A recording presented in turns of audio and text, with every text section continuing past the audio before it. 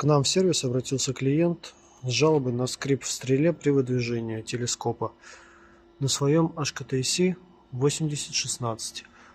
Вся причина была в износе металла, который получился из-за того, что выпали скользуны и сточило полностью карманы.